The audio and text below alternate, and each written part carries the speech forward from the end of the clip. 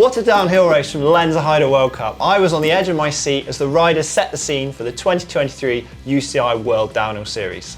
Sit back and relax as we review the best bits of the racing, the riders and what we saw from the pits.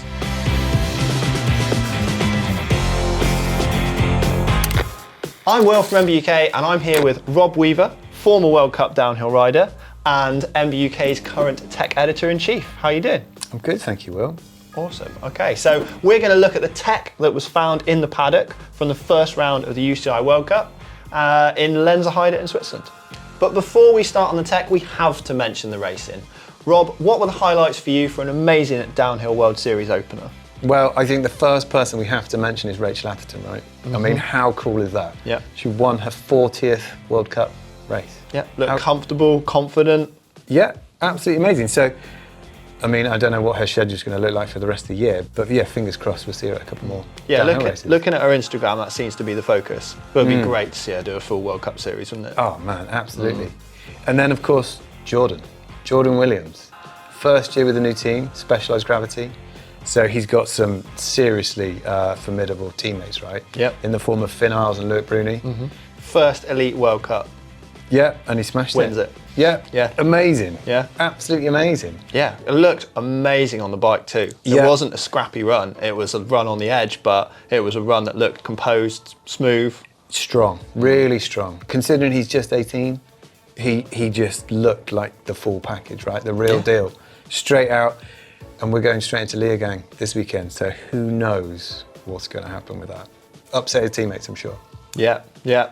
From the looks of it, after Bruni went across the line, yeah, he didn't look too stoked, did he? Nor did Finn. And I think a lot of the guys were just resigned to the fact that this guy has come in swinging. Because I mean, Jackson was top 10. Yeah, he was on the podium, right? Mm-hmm. Well, a top 10 for a first race in elite from junior is really impressive. But yeah, Jordan rather took the shine off that impressive result. Especially when you think of how stacked that field is now. Yeah. When there's maybe, 10, 15 people that could have won. And he comes in and just dominates. Yeah. Amazing. Brits on top, even got on BBC News. Exactly, amazing. So Mystic Rob, you predicted that there were going to be 3 Specialized riders on the podium and you nailed it. But what about the things you didn't predict? Which riders had a nightmare weekend? Well, I suppose you could look at it in 2 ways. Andreas Kolb, he qualified fastest, second in the semis after a super consistent year last year, which I think impressed everyone. And then unfortunately he had a mechanical in his race run. Or was it a crash? Sorry, he had a crash, didn't he? He had a crash right out the back, unfortunately. But obviously, a lot of big things coming from him. Greg Minnaar. I think everyone had high hopes for Greg. He's 41 now. He's still at the pointy end of the field.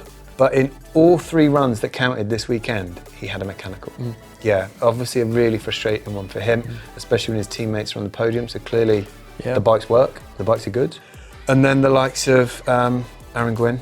So I think, he really started to chip away last year and we saw some really solid results from him. Maybe not the form of old, but clearly getting back to it. And sadly, his massive crash, which John Lawler caught on camera, broke his arm and his elbow, which is horrible. And then other riders like Luke Meyer-Smith, who'd won the first round of the EDR, so the Enduro World Cup at the start of the year, but sadly, nailed himself. And he's got a broken collarbone and a concussion, sadly. So we won't see him at Leogang, which is a real shame. Right, well, hopefully those riders all get well soon. Now, let's have a look at the amazing tech the riders were using to try and tame the course in Lenzerheide.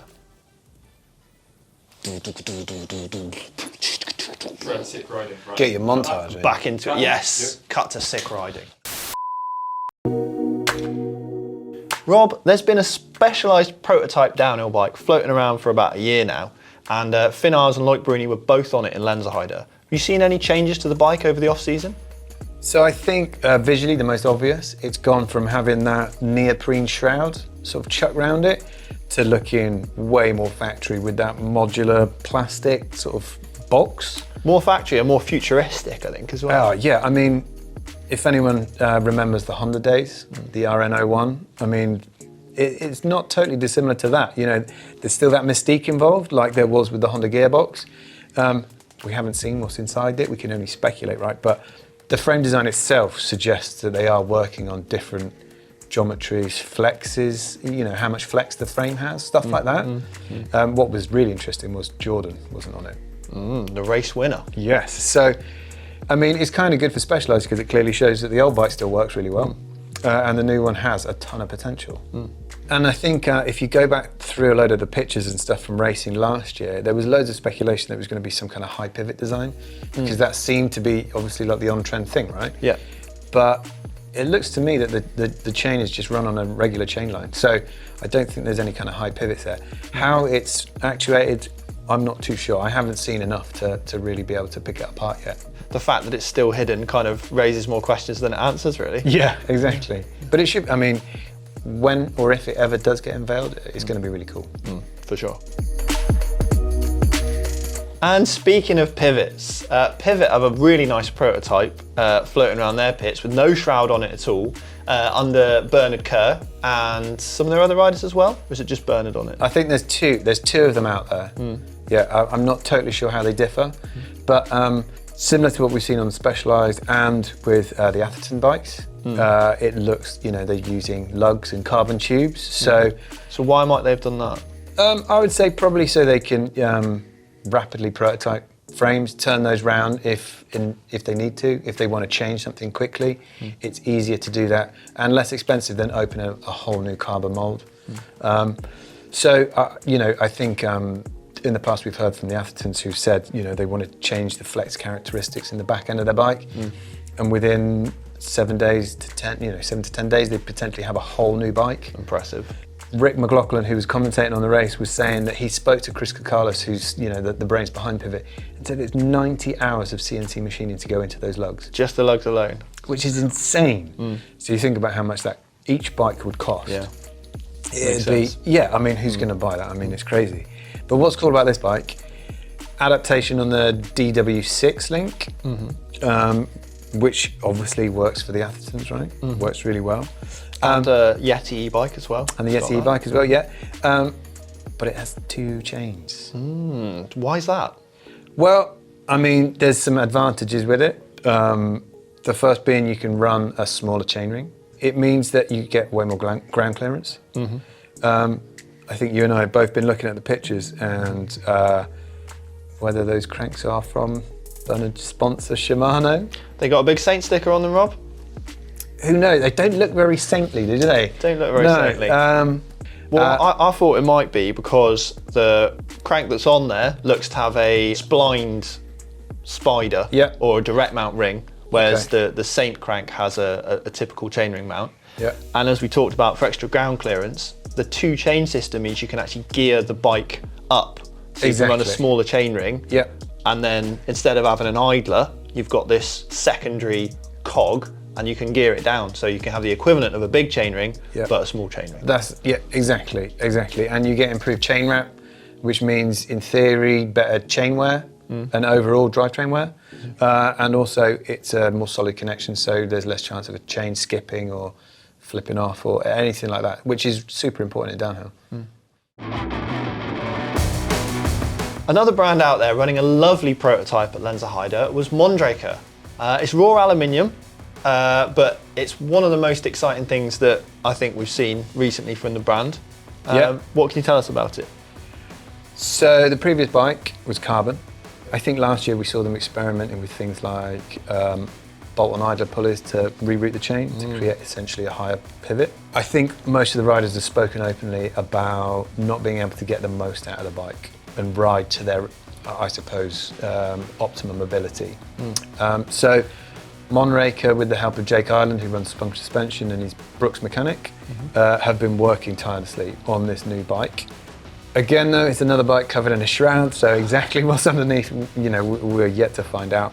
But what's interesting, and I think we've both seen on Jake's Instagram feed, was that bottom bracket. The idea, I believe, is that they can alter BB height and effective chainstay length by just getting alternate shapes made up. So, and why not just use a flip chip like a lot of frames use?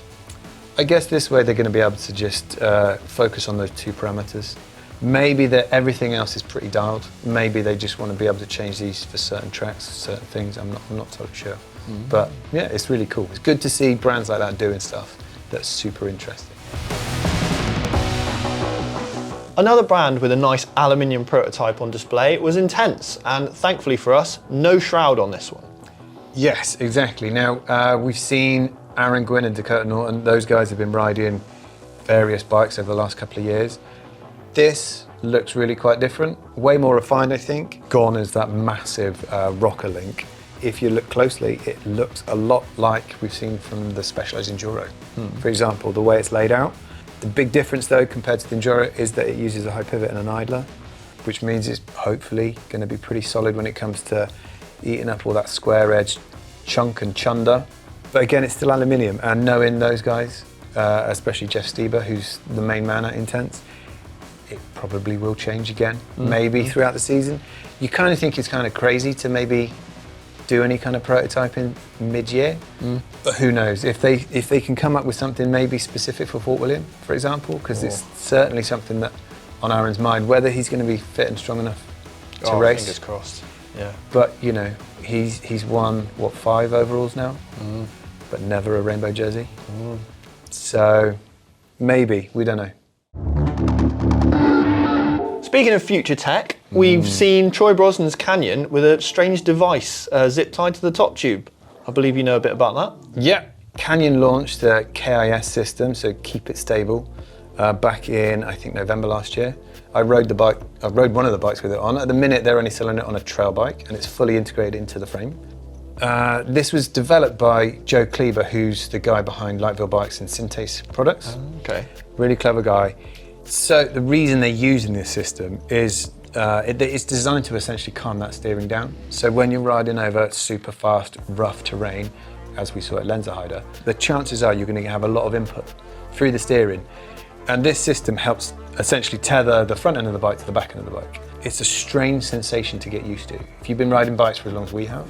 So obviously it's something that Troy believes in because, well, you know, races better than I do probably, but if they're going to change something on their bike, they aren't going to just flip between this, that, the other. On a race weekend, it needs to kind of stay consistently the same. They might tweak the suspension, for example, but changing something as fundamental as how your handlebars and effectively steer. Yeah, they don't get enough track time to just chop back and forth with major changes. Exactly, right? So if you can create maybe a calmer bike, maybe it's a faster bike. I mean, he's so consistent. He did well again at the weekend. Yeah. We know he's won at Fort William before. We know he's won at Leogang before. So he's got Leogang this weekend, obviously world champs at Fort William. Who knows? Maybe it's all going to build and build and build, and we're going to see him finally take, you know, senior world champs. Well, watch this space. Mystic Rob is putting his hat in that ring. Who knows? Elsewhere in the paddock, Rob, there's a very shiny looking Santa Cruz V10 or two, looking a bit more production ready than some of the other prototypes. Well, yeah. So those guys, we saw a lot of their testing throughout the off season in New Zealand and Australia, predominantly on black bikes at that point. Now they're all nicely painted up. It's the 8th iteration of that platform. It's been around for a long time. Makes me feel old.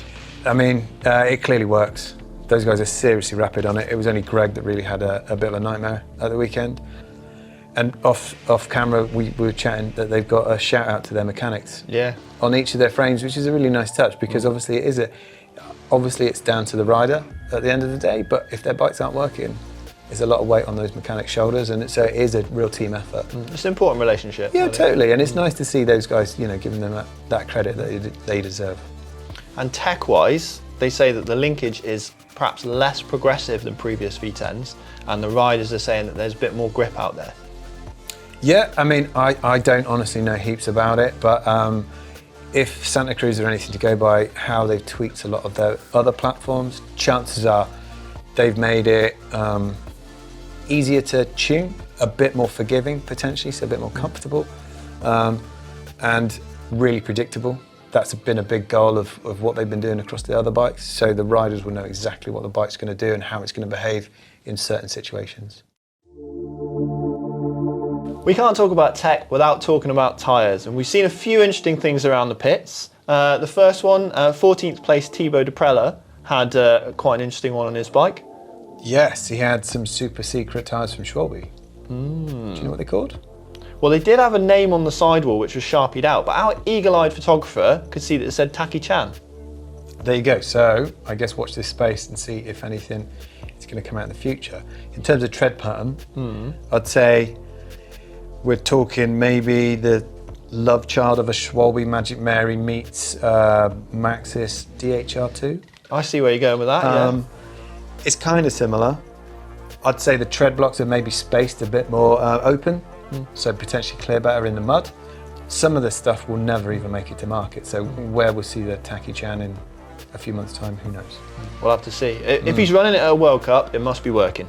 Okay, other prototype tyres we saw are some more Schwalbe tyres with first ride, do not look at this prototype written on the sidewall, and it looks exactly the same as a Magic Mary. So what might they have changed, Rob? So, could be compound, could be the sidewall, could be the casing, it could be any number of things, even the thread count. And you can't see by looking at the tyres, can you? You can't, unfortunately, and obviously they tell us not to, so we probably shouldn't. If you want to know more about tyre compounds, click the link in the description. So, there you have it. Another World Cup in the books, and a whole heap more to look forward to for the rest of the season. Thanks to you, Rob, for talking to us. Thanks for having me. Oh, it's always a pleasure. Good to get really nerdy about stuff. If you enjoyed this video, don't forget to give it a like, and if you want to learn more about your favourite tech, let us know in the comments. Hey, cam rolling. Somebody give us a clap. Oh, said no one ever. Masochistic sailors, maybe? Wow. Portsmouth local down here. Wow. This is just for blackmail. It's old MBUK. Wow, HR, just say no more. We've got way too many bloopers now.